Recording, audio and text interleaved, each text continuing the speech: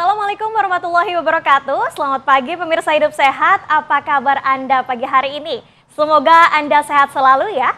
Senang sekali saya Sekar Wanda bisa kembali menyapa Anda di program Hidup Sehat.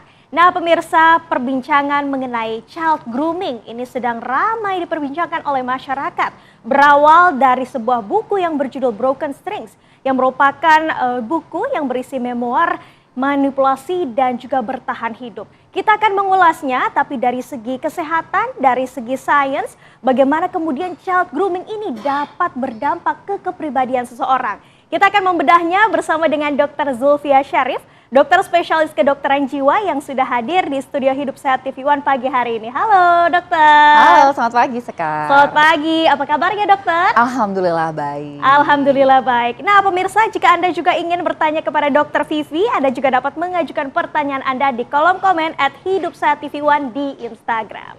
Dokter, tadi kita sudah menyaksikan ya, tadi itu ada sebuah cuplikan mengenai buku digital berjudul Broken Strings yang sedang viral diperbincangkan oleh masyarakat dokter. Ya. Nah berkaitan dengan hal itu ada fakta atau mitos menarik nih dokter.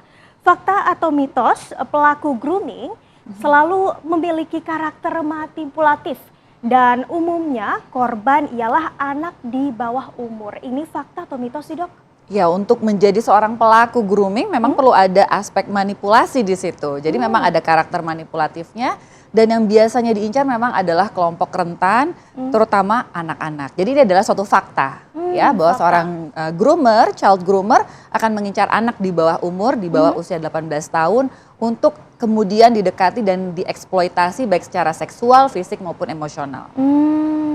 Nah, tapi biasanya yang dimanipulasi itu hanyalah anak itu atau lingkungan sekitarnya juga, lingkungan sosialnya juga?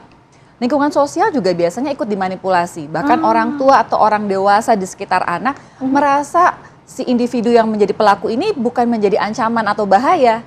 Saking pandainya memanipulasi, menjadi sosok hero atau pahlawan yang memberikan bantuan, pertolongan, baik si anak maupun lingkungannya.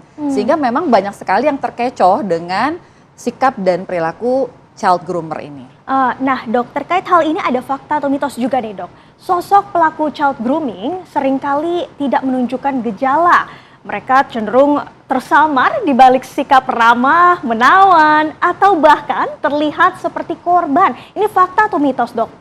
Ya memang ini bagian dari manipulasinya ya untuk bersikap baik, ramah, menjadi sosok penolong dan bahkan menjadi sosok yang mungkin perlu dikasihani atau tadi menjadi korban. Jadi ini adalah fakta di mana sikap yang menunjukkan kekerasan, eksploitasi itu tidak ditunjukkan secara gamblang di depan orang.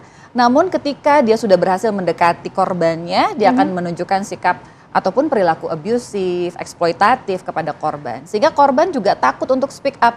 Karena orang lain menganggap image pelaku ini adalah sosok yang baik, yang ramah, baik hati, penolong. Dan anak menjadi individu yang ketakutan, cemas karena tidak punya tempat untuk bercerita ataupun menyuarakan permintaan tolongnya. Nah ketika seorang pelaku ini berpura-pura sebagai korban, contohnya tuh seperti apa sih dok? Contoh perilaku yang mereka lakukan? Ya contohnya mereka bisa menceritakan kisah-kisah sedih tentang hidupnya, tentang hal-hal yang sepertinya perlu diempati, dikasihani, membuat orang-orang di sekitarnya juga berempati kepada si menjadi iba ya? Pelaku ini, menjadi iba, sehingga tidak menyangka bahwa dia akan menjadi sosok yang jahat, abusif, manipulatif. Nah dok, sikap manipulatif ini apakah gangguan kejiwaan dok?